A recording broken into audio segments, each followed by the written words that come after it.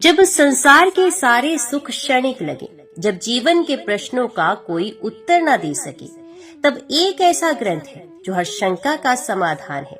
वो है शिव पुराण। ये सिर्फ कथाओं का संग्रह नहीं है, ये है आदि योगी शिव के ज्ञान, करुणा और दिव्यता का अमृत। हर अध्याय, हर श्लोक हमें उस अनंत ब्रह्म की ओर ले जाता है जो ना आदि है ना अंत। तीसरे अध्याय में आज हम जानेंगे एक ऐसी कथा जो केवल इतिहास नहीं बल्कि हमारे जीवन का आईना है। ये अध्याय हमें सिखाता है कि भक्ति केवल पूजा नहीं, समर्पण है, और शिव केवल देव नहीं, चेतना है। जो कोई भी उनकी शरण में गया उसका जीवन बदल गया। तो चलिए इस दिव्य यात्रा में प्रवेश करें, जहाँ शिव स्वयं कथा के माध्यम से हमें जीवन का सार सिखा रहे हैं। हर हर महादेव। स्वागत है आपका शिव पुराण के तीसरे अध्याय में। ऋषियों ने कहा, समस्त पदार्थों के ज्ञाताओं में श्रेष्ठ सूत जी, अब आप क्रमश देश, काल आदि का वर्णन करें। सूत जी बोले, महर्षियों, देव यज्ञ आदि कर्मों में अपना शुद्ध ग्रह समान फल देने वाला होता है, अर्थात अपने घर में किए हुए देव यज्ञ आदि शास्त्रोक्त फल को सम मात्रा में देने वाले होते हैं। गौशाला का स्थान घर की अपेक्षा 10 गुना फल देता है। जलाशय का तट उससे भी 10 गुना महत्व रखता है, तथा जहाँ बेल, तुलसी एवं पीपल वृक्ष का मूल निकट हो, वह स्थान जलाशय के तट से भी 10 गुना फल देने वाला होता है। देवालय को उससे भी 10 गुने महत्व का स्थान जानना चाहिए। देवालय से भी 10 गुना महत्व रखता है तीर्थ भूमि का तट, उससे भी 10 गुना श्रेष्ठ है नदी का किनारा, उससे 10 गुना उत्कृष्ट है तीर्थ नदी का तट, और उससे भी 10 गुना महत्व रखता है सप्त गंगा नामक नदियों का तीर्थ। गंगा, गोदावरी, कावेरी, ताम्रपर्णी, सिंधु, सरयू और नर्मदा, इन 7 नदियों को सप्त गंगा कहा गया है। समुद्र के तट का स्थान इनसे भी 10 गुना पवित्र माना गया है, और पर्वत के शिखर का प्रदेश समुद्र तट से भी 10 गुना पावन है। सबसे अधिक महत्व का वह स्थान जानना चाहिए जहाँ मन लग जाए। यहाँ तक देश का वर्णन हुआ, अब काल का वर्णन किया जाता है। सतयुग में यज्ञ, दान आदि कर्म पूर्ण फल देने वाले होते हैं, ऐसा जानना चाहिए। त्रेता युग में उसका 3/4 फल मिलता है। द्वापर में सदा आधे ही फल की प्राप्ति कही गई है। कलयुग में 1/4 ही फल की प्राप्ति समझनी चाहिए, और आधा कलयुग बीतने पर उस 1/4 फल में से भी 1/4 कम हो जाता है। शुद्ध अंतकरण वाले पुरुष को शुद्ध एवं पवित्र दिन सम फल देने वाला होता है। विद्वान ब्राह्मणों, सूर्य संक्रांति के दिन किया हुआ सत्कर्म पूर्वोक्त शुद्ध दिन की अपेक्षा 10 गुना फल देने वाला होता है, ये जानना चाहिए। उससे भी 10 गुना महत्व उस कर्म का है जो विषुव नामक योग में किया जाता है। दक्षिणायन आरंभ होने के दिन अर्थात कर्क की संक्रांति में किए हुए पुण्य क्रम का महत्व विषुव से भी 10 गुना माना गया है। उससे भी 10 गुना मकर संक्रांति में, और उससे भी 10 गुना चंद्र ग्रहण में किए हुए पुण्य का महत्व है। सूर्य ग्रहण का समय सबसे उत्तम है, उसमें किए गए पुण्य कर्म का फल चंद्र ग्रहण से भी अधिक और पूर्ण मात्रा में होता है। इस बात को विज्ञ पुरुष जानते हैं। जगत रूपी सूर्य का राहु रूपी विष से संयोग होता है, इसलिए सूर्य ग्रहण का समय रोग प्रदान करने वाला है। अतः उस विष की शांति के लिए उस समय स्नान, दान और जप करें। वह काल विष की शांति के लिए उपयोगी होने के कारण पुण्यप्रद माना गया है। जन्म नक्षत्र के दिन तथा व्रत की पूर्ति के दिन का समय सूर्य ग्रहण के समान ही समझा जाता है, परंतु महापुरुषों के संग का काल करोड़ों सूर्य ग्रहण के समान पावन है, ऐसा ज्ञानी पुरुष जानते और मानते हैं। तपोनिष्ठ योगी और ज्ञानिष्ठ यति ये पूजा के पात्र हैं, क्योंकि ये पापों के नाश में कारण होते हैं। जिसने 24 लाख गायत्री का जप कर लिया है, वे ब्राह्मण भी पूजा का उत्तम पात्र है। ये संपूर्ण फलों और भोगों को देने में समर्थ है। जो पतन से त्राण करता अर्थात नरक में गिरने से बचाता है, उसके लिए इसी गुण के कारण शास्त्र में पात्र शब्द का प्रयोग होता है। वह दाता का पातक से त्राण करने के कारण पात्र कहलाता है। गायत्री अपने गायक का पतन से त्राण करती है, इसलिए वे गायत्री कहलाती है। जैसे इस लोक में जो धनहीन है वे दूसरे को धन नहीं देता, जो यहाँ धनवान है वही दूसरे को धन दे सकता है। उसी तरह जो स्वयं शुद्ध और पवित्र आत्मा है वही दूसरे मनुष्यों को त्राण या उद्धान कर सकता है। जो गायत्री का जप करके शुद्ध हो गया है वही शुद्ध ब्राह्मण कहलाता है। इसलिए दान, जप, होम और पूजा सभी कर्मों के लिए वही शुद्ध पात्र है। ऐसा ब्राह्मण ही दान तथा रक्षा करने की पात्रता रखता है। स्त्री हो या पुरुष, जो भी भूखा हो वही अन्नदान का पात्र है। जिसको जिस वस्तु की इच्छा हो उसे वह वस्तु बिना मांगे ही दे दी जाए तो दाता को उस दान का पूरा पूरा फल प्राप्त होता है। ऐसी महर्षियों की मान्यता है।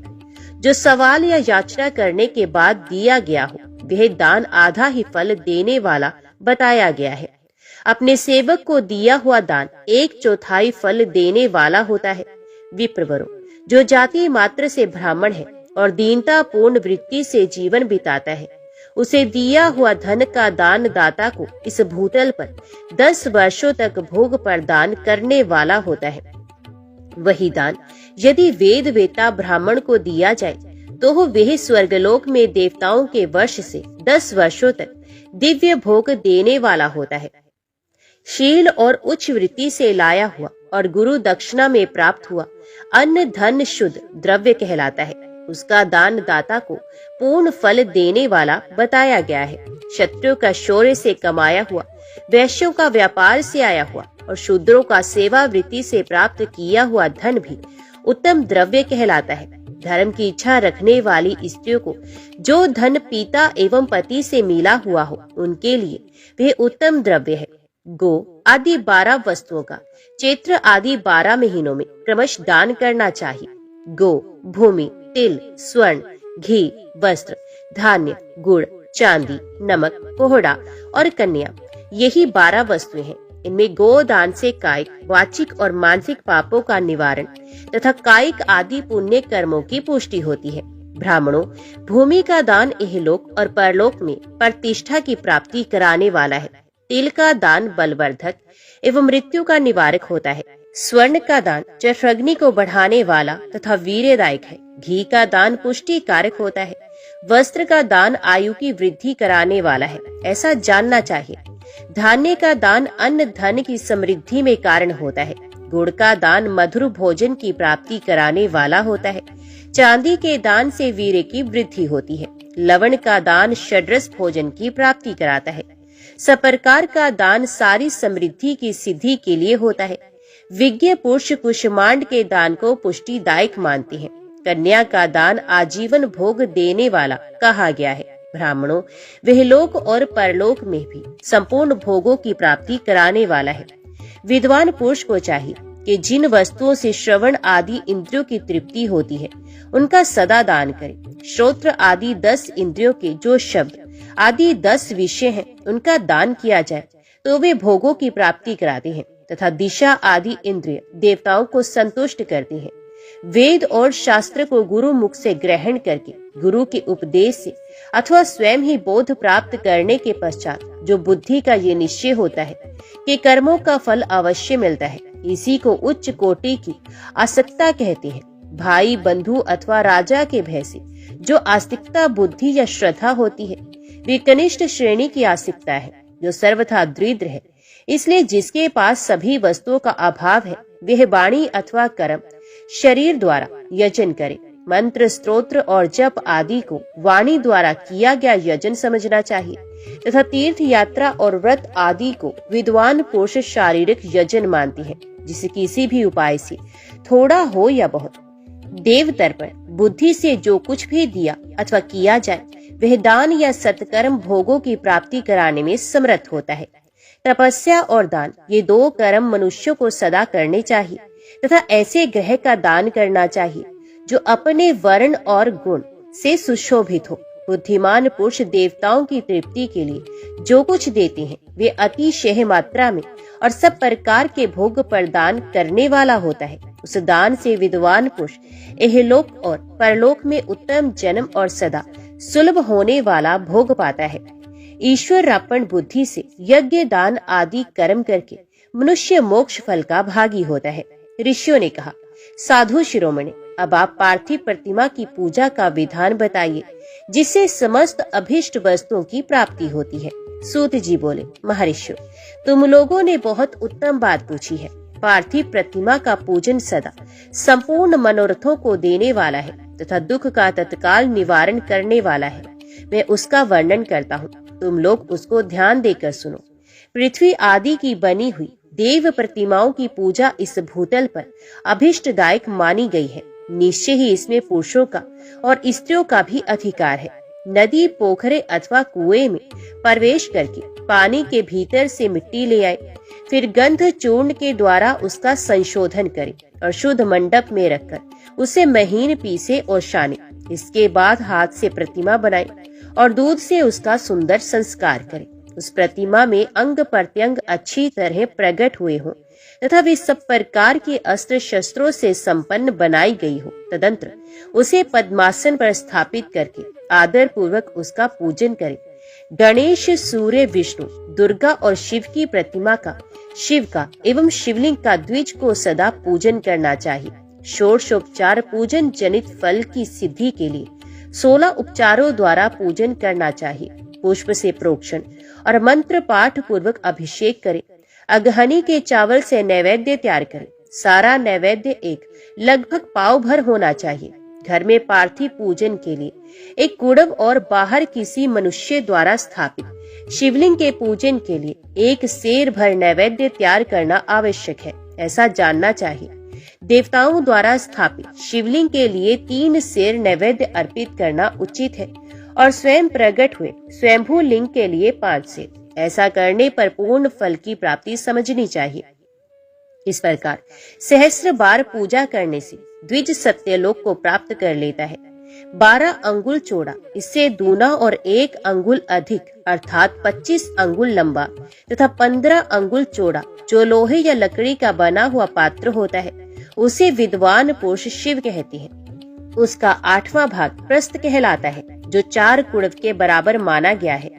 मनुष्यों द्वारा स्थापित शिवलिंग के लिए 10 प्रस्थ, ऋषियों द्वारा स्थापित शिवलिंग के लिए 100 प्रस्थ और स्वयंभू शिवलिंग के लिए 1 सहस्त्र प्रस्थ नैवेद्य निवेदन किया जाए तथा जल, तैल आदि एवं गंध द्रव्यों की भी यथा योग्य मात्रा रखी जाए तो यह उन शिवलिंगों की महापूजा बताई जाती है। देवता का अभिषेक करने से आत्म शुद्धि होती है, गंध से पुण्य की प्राप्ति होती है, नैवेद्य लगाने से आयु बढ़ती है और तृप्ति होती है, धूप निवेदन करने से धन की प्राप्ति होती है, दीप दिखाने से ज्ञान का उदय होता है और तांबूल समर्पण करने से भोग की उपलब्धि होती है। इसलिए स्नान आदि 6 उपचारों को यत्न पूर्वक अर्पित करें। नमस्कार और जप ये दोनों संपूर्ण अभिष्ट फल को देने वाले हैं। इसलिए भोग और मोक्ष की इच्छा रखने वाले लोगों को पूजा के अंत में सदा ही जप और नमस्कार करने चाहिए। मनुष्यों को चाहिए कि वे सदा पहले मन से पूजा करके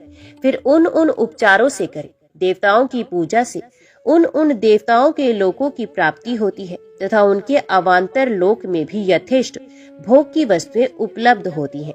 अब मैं देव पूजा से प्राप्त होने वाले विशेष फलों का वर्णन करता हूँ। द्विजों, तुम लोग श्रद्धा पूर्वक सुनो। विघ्न राज गणेश की पूजा से भूलोक में उत्तम अभिष्ट वस्तु की प्राप्ति होती है। शुक्रवार को श्रावण और भाद्रपद मासों के शुक्ल पक्ष की चतुर्थी को और पोष मास में शतभिजा नक्षत्र के आने पर विधि पूर्वक गणेश जी की पूजा करनी चाहिए। 100 या सहस्त्र दिनों में 100 या सहस्त्र बार पूजा करें।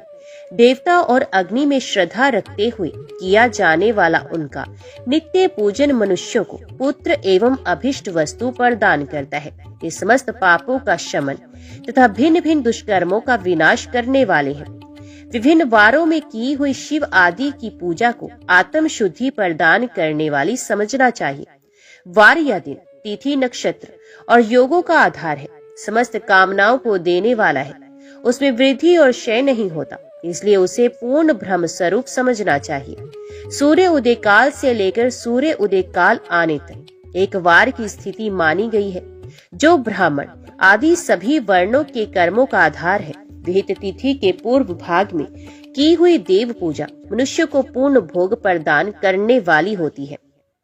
यदि मध्याह्न के बाद तिथि का आरंभ होता है तो रात्रि युक्त तिथि का पूर्व भाग पितरों के श्राद्ध आदि कर्म के लिए उत्तम बताया जाता है। ऐसी तिथि का प्रभाग ही दिन से युक्त होता है, अतः वही देव कर्म के लिए प्रशस्त माना गया है। यदि मध्याह्न काल तक तिथि रहे तो उदय व्यापनी तिथि को ही देव कार्य में ग्रहण करना चाहिए। इसी तरह शुभ तिथि एवं नक्षत्र आदि ही देव कार्य में ग्रहणीय होते हैं।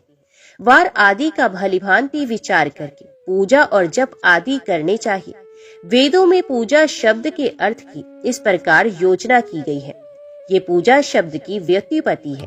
पू का अर्थ है भोग और फल की सिद्धि। ये जिस कर्म से संपन्न होती है उनका नाम है पूजा। मनोवांछित वस्तु तथा ज्ञान यही अभिष्ट वस्तुएं हैं। स्काम भाव वाले को अभिष्ट भोग अपेक्षित होता है और निष्काम भाव वाले को अर्थ परमार्थिक ज्ञान, ये दोनों ही पूजा शब्द के अर्थ है। इनकी योजना करने से ही पूजा शब्द की सार्थकता है। इस प्रकार लोक और वेद में पूजा शब्द का अर्थ विख्यात है।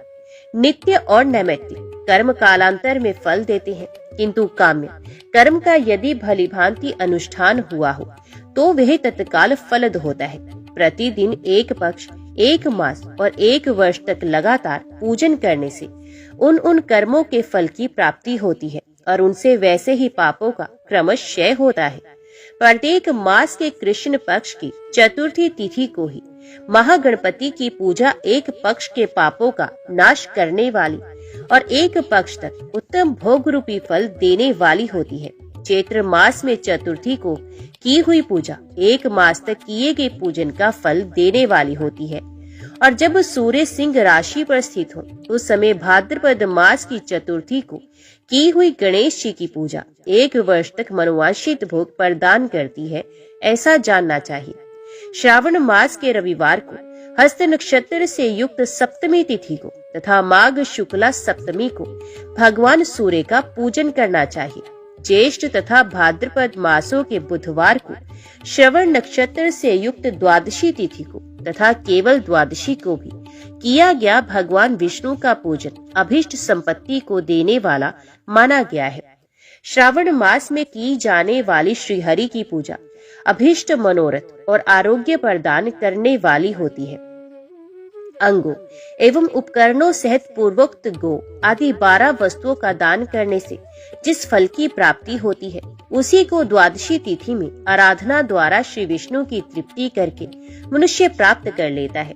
जो द्वादशी तिथि को भगवान विष्णु के 12 नामों द्वारा 12 ब्राह्मणों का षोडशोपचार पूजन करता है वे उनकी प्रसन्नता प्राप्त कर लेता है। इसी प्रकार संपूर्ण देवताओं के विभिन्न 12 नामों द्वारा किया हुआ 12 ब्राह्मणों का पूजन उन देवताओं को प्रसन्न करने वाला होता है। कर्क की संक्रांति से युक्त श्रावण मास में नवमी तिथि को मृगशिरा नक्षत्र के योग में अंबिका का पूजन करें। वे संपूर्ण मनोवांछित भोगों और फलों को देने वाली है। ऐश्वर्य की इच्छा रखने वाले पुरुष को उस दिन अवश्य उनकी पूजा करनी चाहिए। आश्विन मास के शुक्ल पक्ष की नवमी तिथि संपूर्ण अभिष्ट फलों को देने वाली है। उसी मास के कृष्ण पक्ष की चतुर्दशी को यदि रविवार पड़ा हो तो उस दिन का महत्व विशेष बढ़ जाता है। उसके साथ ही यदि आद्रा और महाआद्रा का योग हो तो उक्त अवसरों पर की हुई शिव पूजा का विशेष महत्व माना गया है। माघ कृष्ण चतुर्दशी को की हुई शिव जी की पूजा संपूर्ण अभिष्ट फलों को देने वाली है। ये मनुष्यों की आयु बढ़ाती है, मृत्यु कष्ट को दूर हटाती है और समस्त सिद्धियों की प्राप्ति कराती है।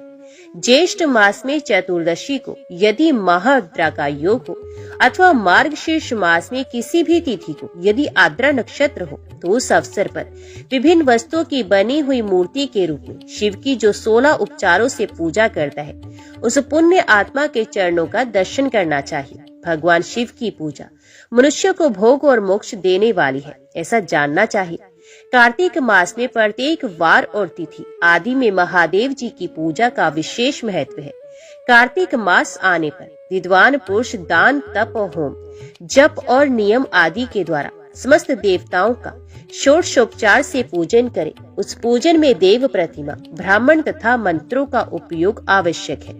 ब्राह्मणों को भोजन कराने से भी वह पूजन कर्म संपन्न होता है। पूजक को चाहिए कि वे कामनाओं को त्याग कर पीड़ा रहित शांत हो, देव आराधन में तत्पर रहे। कार्तिक मास में देवताओं का यजन पूजन समस्त भोगों को देने वाला, व्याधियों को हर लेने वाला तथा भूतों और ग्रहों का विनाश करने वाला है। कार्तिक मास के रविवारों को भगवान सूर्य की पूजा करने और तेल तथा सूती वस्त्र देने से मनुष्यों के कोढ़ आदि रोगों का नाश होता है। हर्रे, काली मिर्च, वस्त्र और खीरा आदि का दान और ब्राह्मणों की प्रतिष्ठा करने से क्षय के रोग का नाश होता है। दीप और सरसों के दान से मिर्गी का रोग मिटता है। कृत्तिका नक्षत्र से युक्त सोमवार को किया हुआ शिवजी का पूजन मनुष्यों के महान दरिद्र का मिटाने वाला और संपूर्ण संपत्तियों को देने वाला है।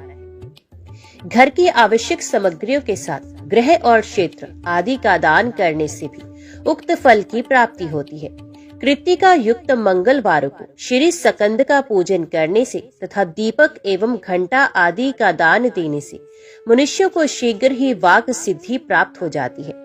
उनके मुंह से निकली हुई हर एक बात सत्य होती है। कृत्तिका युक्त बुधवारों को किया हुआ श्री विष्णु का यजन तथा दही भात का दान मनुष्यों को उत्तम संतान की प्राप्ति कराने वाला होता है।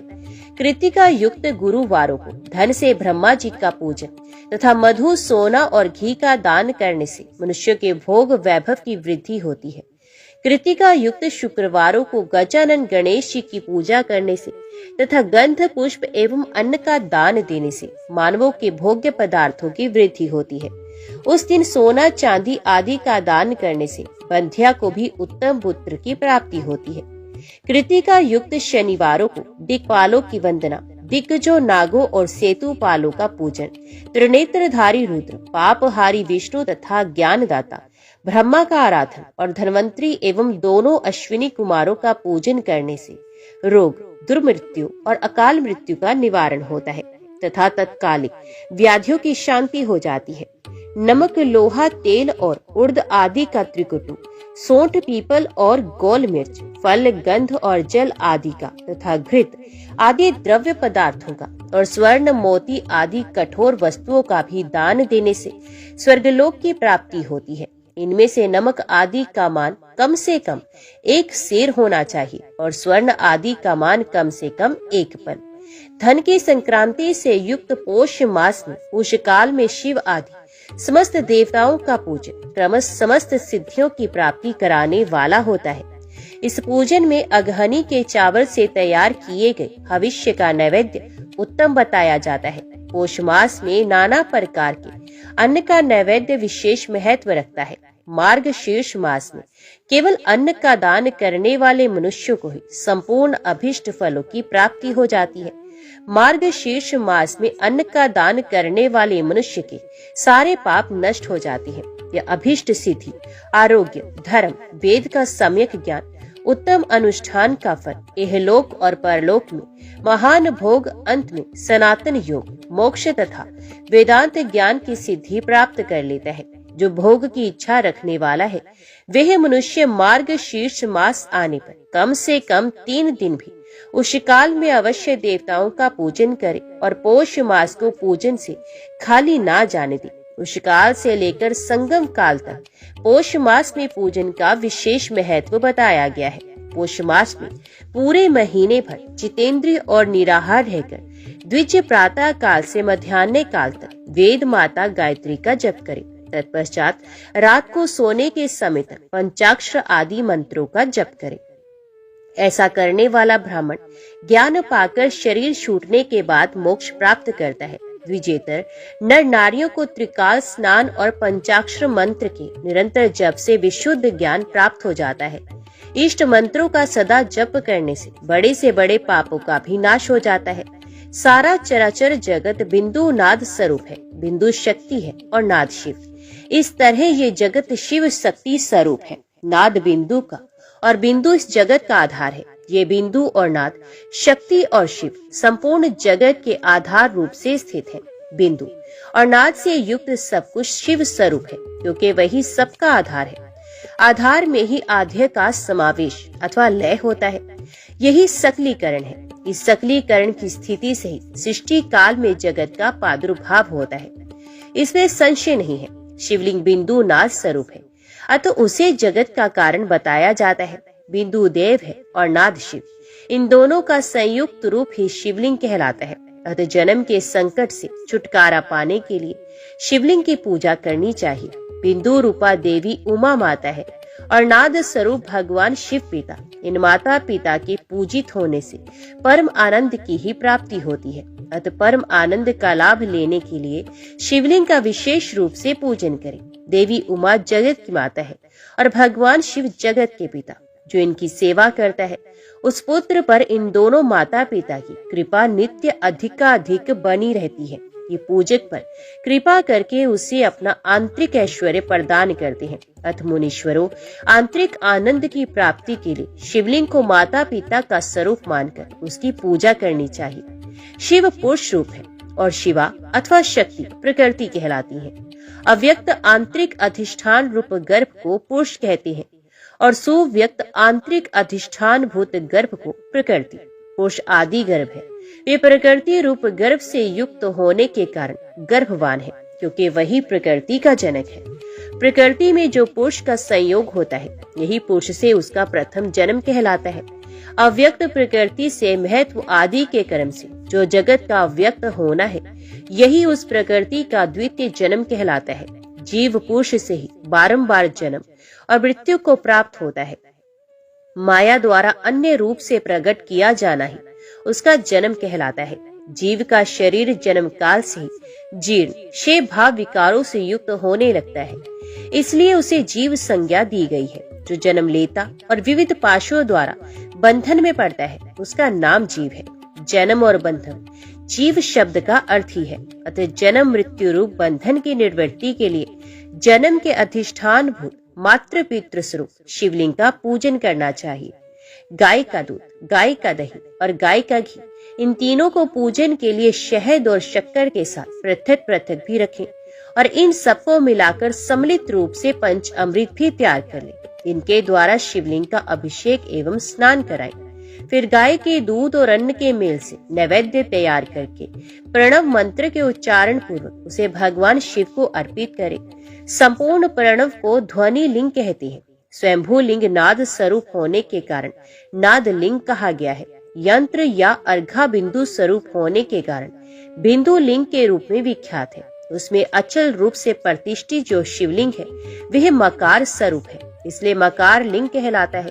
सवारी निकालने आदि के लिए जो चरलिंग होता है वह उकार स्वरूप होने से उकार लिंग कहा गया है, तथा पूजा की दीक्षा देने वाले जो गुरु या आचार्य हैं उनका विग्रह आकार का प्रतीक होने से आकार लिंग माना गया है। उस प्रकार आकार, उकार, मकार, बिंदु, नाद और ध्वनि के रूप में लिंगों के 6 भेद हैं। इन 6 लिंगों की नित्य पूजा करने से साधक जीवन मुक्त हो जाता है, इसमें संशय नहीं है।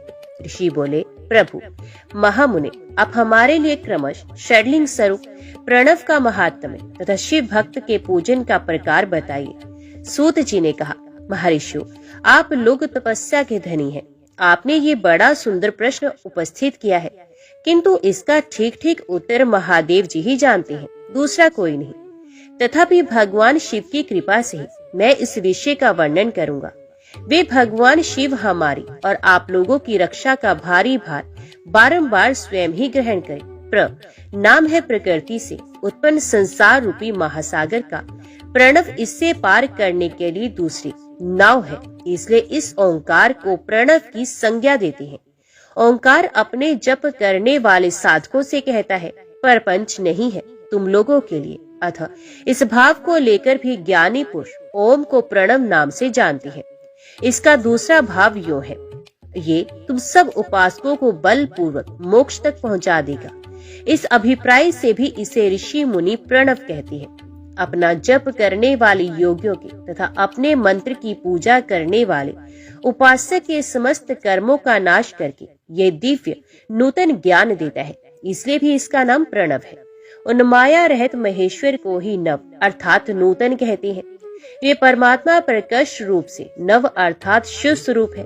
इसलिए प्रणव कहलाती है। प्रणव साधक को नव अर्थात शिव स्वरूप कर देता है, इसलिए भी विद्वान पुरुष उसे प्रणव के नाम से जानते हैं, अथवा प्रकर्ष रूप से नव दिव्य परमात्म ज्ञान प्रकट करता है, इसलिए वे प्रणव है। प्रणव के दो भेद बताए गए हैं, स्थूल और सूक्ष्म।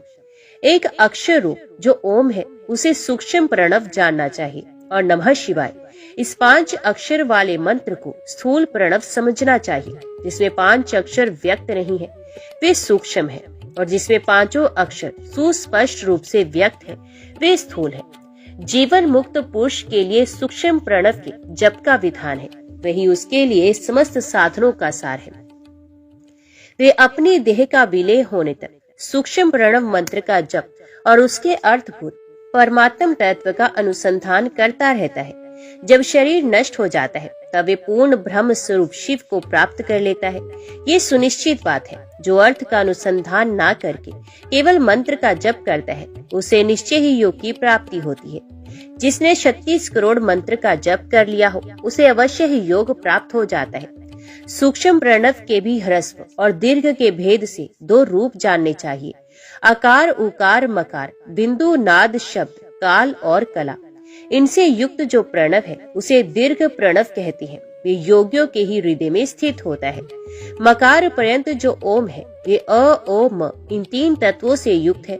इसी को ह्रस्व प्रणव कहते हैं। अ शिव है, ऊ शक्ति है और मकार इन दोनों की एकता, वे त्रितत्व स्वरूप ऐसा समझकर ह्रस्व प्रणव का जप करना चाहिए। जो अपने समस्त पापों का क्षय करना चाहती हैं उनके लिए इस प्रणव का जप अत्यंत आवश्यक है। पृथ्वी, जल, तेज, वायु और आकाश ये 5 भूत तथा शब्द, स्पर्श आदि इनके 5 विषय, ये सब मिलकर 10 वस्तुएं मनुष्यों की कामना के विषय हैं।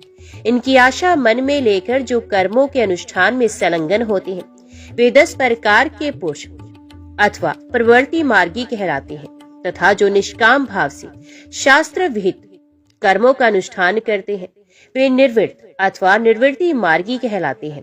परवर्त पुरुषों को ह्रस्व प्रणव का जप करना चाहिए और निर्वृत्त पुरुषों को दीर्घ प्रणव का। विहारतियों तथा अन्य मंत्रों के आदि में इच्छा अनुसार शब्द और कला से युक्त प्रणव का उच्चारण करना चाहिए। वेद के आदि में और दोनों संध्याओं की उपासना के समय ओंकार का उच्चारण करना चाहिए। प्रणव का 9 करोड़ जप करने से मनुष्य शुद्ध हो जाता है। फिर 9 करोड़ का जप करने से वे पृथ्वी तत्व पर विजय पा लेता है। तत्पश्चात पुण्य 9 करोड़ का जप करके वह जल तत्व को जीत लेता है। उन्हें 9 करोड़ जप से अग्नि तत्व पर विजय पाता है। तदंतर फिर 9 करोड़ का जप करके वे वायु तत्व पर विजय पाता है। फिर 9 करोड़ के जप से आकाश को अपने अधिकार में कर लेता है। इसी प्रकार 9 करोड़ का जप करके वे क्रमश गंध, रस, रूप, स्पर्श और शब्द पर विजय पाता है। इसके बाद फिर 9 करोड़ का जप करके अहंकार को भी जीत लेता है। इस तरह 108 करोड़ प्रणव का जप करके उत्कृष्ट बोध को प्राप्त हुआ पुरुष शुद्ध योग का लाभ करता है। शुद्ध योग से युक्त होने पर वह जीवन मुक्त हो जाता है, इसमें संशय नहीं है। सदा प्रणव का जप और प्रणव रूपी शिव का ध्यान करते करते समाधि में स्थित हुआ महायोगी पुरुष साक्षात शिव ही है, इसमें संशय नहीं है। पहले अपने शरीर में प्रणव के ऋषि, छंद और देवता आदि का न्यास करे, फिर जप आरंभ करे। आकार आदि मात्रिका वर्णों से युक्त प्रणव का अपने अंगों में न्यास करके मनुष्य ऋषि हो जाता है। मंत्रों के 10 विध संस्कार मात्र कन्या आदि के साथ संपूर्ण न्यास फल उसे प्राप्त हो जाता है। प्रवृत्ति तथा प्रवृत्ति निर्वृत्ति से मिश्रित भाव वाले पुरुषों के लिए स्थूल प्रणव का जप ही अभिष्ट साधक होता है। क्रिया, तप और जप के योग से शिव योगी 3 प्रकार के होते हैं, जो क्रमश क्रिया योगी, तपो योगी और जप योगी कहलाते हैं। जो धन आदि वैभवों से पूजा सामग्री का संचय करके हाथ आदि अंगों से नमस्कार आदि क्रिया करते हुए इष्ट देव की पूजा में लगा रहता है, वह क्रिया योगी कहलाता है। पूजा में संलग्न रहकर जो परिमित भोजन करता, बाहरी इंद्रियों को जीतकर वश में किए रहता और मन को भी वश में करके परद्रोह आदि से दूर रहता है, वह तपो योगी कहलाता है। इन सभी सद्गुणों से युक्त होकर जो सदा शुद्ध भाव से रहता तथा समस्त काम आदि दोषों से रहित हो शांत चित्त से निरंतर जप किया करता है, उसे महात्मा पुरुष जप योगी मानते हैं। जो मनुष्य 16 प्रकार के उपचारों से शिव योगी महात्माओं की पूजा करता है, विशुद्ध होकर सालोक्य आदि के क्रम से उत्तरोत्तर उत्कृष्ट मुक्ति को प्राप्त करता है। द्विजो, अब मैं जप योग का वर्णन करता हूँ, तुम सब लोग ध्यान देकर सुनो। तपस्या करने वाले के लिए जप का उपदेश किया गया, क्योंकि वह जप करते करते अपने आप को सर्वथा शुद्ध कर लेता है। ब्राह्मणों, पहले नमः पद हो, उसके बाद चतुर्थी विभक्ति में शिव शब्द हो, तो पंच तत्वात्मक नमः शिवाय मंत्र होता है। इसे शिव पंचाक्षर कहते हैं। यह स्थूल प्रणव रूप है। इस पंचाक्षर के जप से ही मनुष्य संपूर्ण सिद्धियों को प्राप्त करता है। पंचाक्षर मंत्र की आदि में ओंकार लगाकर ही सदा उसका जप करना चाहिए। द्विजो, गुरु के मुख से पंचाक्षर मंत्र का उपदेश पाकर जहाँ सुख पूर्वक निवास किया जा सके, ऐसी उत्तम भूमि पर महीने के पूर्व पक्ष में प्रतिपदा से आरंभ करके कृष्ण पक्ष की चतुर्दशी तक निरंतर जप करते रहे। माघ और भादो के महीने अपना विशिष्ट महत्व रखते हैं। ये समय सब समयों में उत्तम माना गया है। साधक को चाहिए कि वे प्रतिदिन एक बार परिमित भोजन करे, मौन रहे, इंद्रियों को वश में रखे, अपने स्वामी एवं माता पिता की नित्य सेवा करे। इस नियम से रहकर जप करने वाला पुरुष 1 सहस्त्र जप से ही शुद्ध हो जाता है, अन्यथा वे ऋणी होता है। भगवान शिव का निरंतर चिंतन करते हुए पंचाक्षर मंत्र का 5 लाख जप करें। जप काल में इस प्रकार ध्यान करें। कल्याण दाता भगवान शिव कमल के आसन पर विराजमान है। उनका मस्तक श्री गंगा जी तथा चंद्रमा की कला से सुशोभित है। उनकी बाईं जांग पर आदि शक्ति भगवती उमा बैठी है। वहाँ खड़े हुए बड़े बड़े गण भगवान शिव की शोभा बढ़ा रहे हैं। महादेव जी अपने 4 हाथों में मृग मुद्रा, टंक तथा वर एवं अभय की मुद्राएं धारण करते हैं। इस प्रकार सदा सब पर अनुग्रह करने वाले भगवान सदाशिव का बारंबार स्मरण करते हुए हृदय अथवा सूर्य मंडल में पहले उनकी मानसिक पूजा करके फिर पूर्वाभिमुख हो पूर्वोक्त पंचाक्षरी विद्या का जप करें। उन दिनों साधक सदा शुद्ध क्रम ही करे और दुष्कर्म से बचा रहे। जबकि समाप्ति के दिन कृष्ण पक्ष की चतुर्दशी को प्रातः काल नित्य क्रम करके शुद्ध एवं सुंदर स्थान में शौच संतोष आदि नियमों से युक्त हो शुद्ध हृदय से पंचाक्षर मंत्र का 12 सहस्र जप करें। तत्पश्चात 5 सप्तनिक ब्राह्मणों का जो श्रेष्ठ एवं शिव भक्त हो वर्ण करें। इनके अतिरिक्त एक श्रेष्ठ आचार्य प्रवर का भी वर्ण करें और उसे सांब सदा शिव का स्वरूप समझे। ईशान तत्पुरुष, अघोर, वामदेव तथा सद्योजात, इन 5 के प्रत्येक स्वरूप 5 ही श्रेष्ठ और शिव भक्त ब्राह्मणों का वर्ण करने के पश्चात पूजन सामग्री को एकत्रित करके भगवान शिव का पूजन आरंभ करें। विधि पूर्वक शिव की पूजा संपन्न करके होम आरंभ करें। अपने गृह सूत्र के अनुसार सुखांत क्रम करके अर्थात परिसमोहन, उपलेपन, उल्लेखन, वृद्ध उद्धरण और अभ्युक्षण, इन 5 भू संस्कारों के पश्चात वेदी पर स्वाभिमुख अग्नि को स्थापित करके पुष्कुंडिका के अनंतर प्रज्वलित अग्नि में आज्य भागांत आहुति देकर प्रस्तुत होम का कार्य आरंभ करें। कपिला गाय के घी से 11, 101 अथवा 1001 आहुतियां स्वयं ही दे अथवा विद्वान पुरुष शिव भक्त ब्राह्मणों से 108 आहुतियां दिलाए। होम कर्म समाप्त होने पर गुरु को दक्षिणा के रूप में 1 गाय और बैल देने चाहिए। ईशान आदि के प्रतीक रूप जिन 5 ब्राह्मणों का वर्ण किया गया हो उनको ईशान आदि का स्वरूप ही समझे तथा आचार्य को सांब सदाशिव का स्वरूप माने। इसी भावना के साथ उन सबके चरण धोए और उनके चरणोदक से अपने मस्तक को सींचे। ऐसा करने से वे साधक अगिनत तीर्थों में तत्काल स्नान करने का फल प्राप्त करता है। उन ब्राह्मणों को भक्ति पूर्वक दशांश अन्न देना चाहिए। गुरु पत्नी को पराशक्ति मानकर उनका भी पूजन करे। ईशान आदि क्रम से उन सभी ब्राह्मणों का उत्तम अन्न से पूजन करके अपने वैभव विस्तार के अनुसार रुद्राक्ष वस्त्र, बड़ा और पुआ आदि अर्पित करे। तदंतर दिक्पाल आदि को बलि देकर ब्राह्मणों का भरपूर भोजन कराए। इसके बाद देवेश्वर शिव से प्रार्थना करके अपना जप समाप्त करे। इस प्रकार पुष्चरण करके मनुष्य उस मंत्र को सिद्ध कर लेता है। फिर 5 लाख जप करने से समस्त पापों का नाश हो जाता है। तदंतर पुनः 5 लाख जप करने पर अतल से लेकर सत्यलोक तक 14 भुवनों पर क्रमश अधिकार प्राप्त हो जाता है।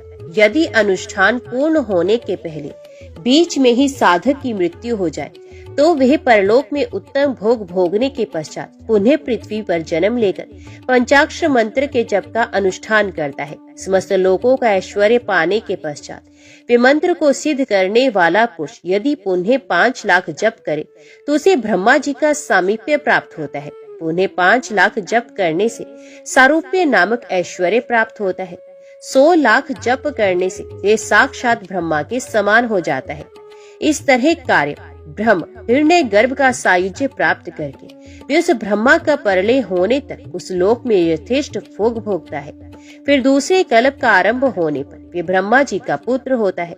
उस समय फिर तपस्या करके दिव्य तेज से प्रकाशित हो वे क्रमश मुक्त हो जाता है। पृथ्वी आदि कार्य स्वरूप भूतों द्वारा पाताल से लेकर सत्य लोक पर्यंत ब्रह्मा जी के 14 लोक क्रमश निर्मित हुए हैं।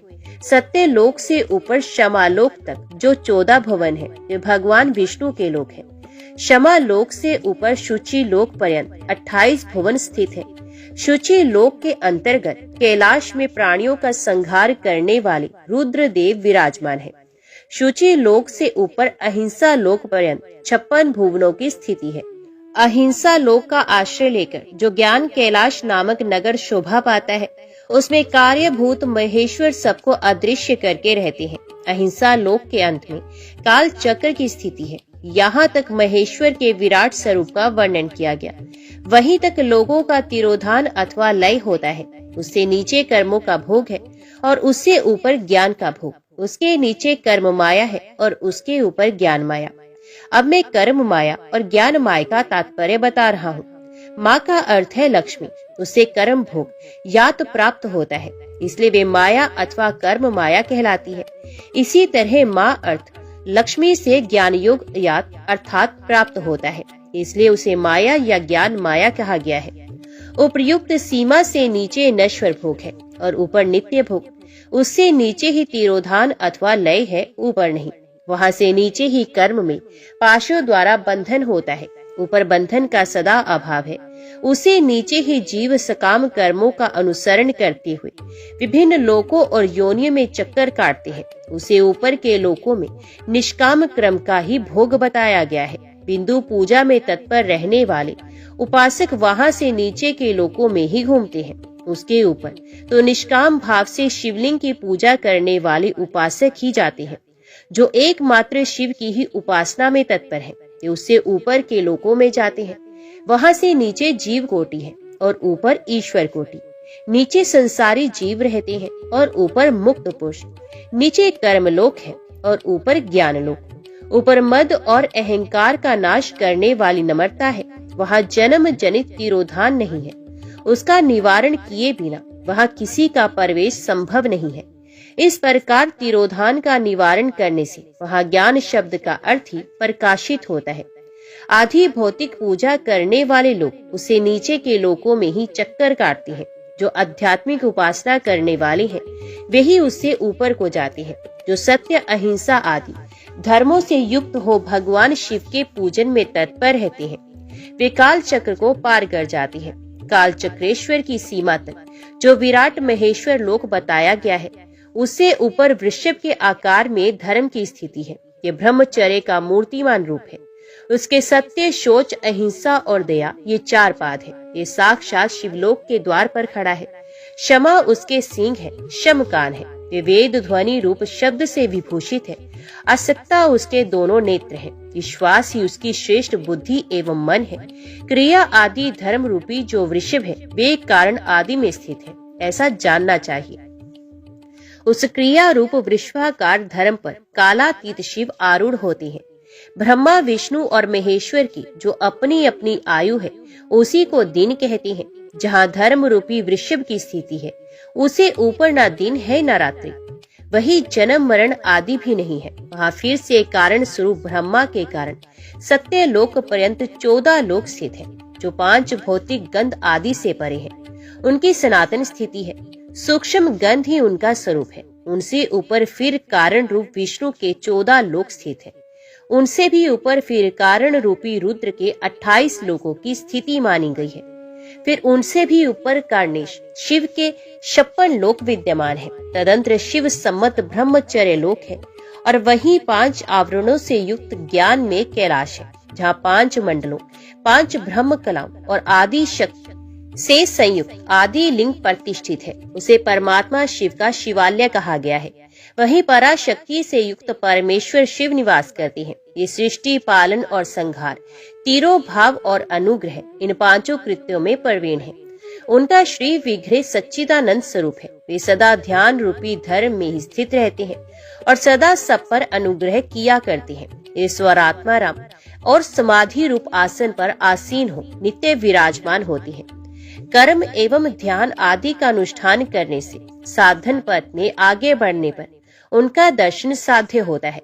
नित्य नैमित्तिक आदि कर्मों द्वारा देवताओं का यजन करने से भगवान शिव के सम आराधन कर्म में मन लगता है।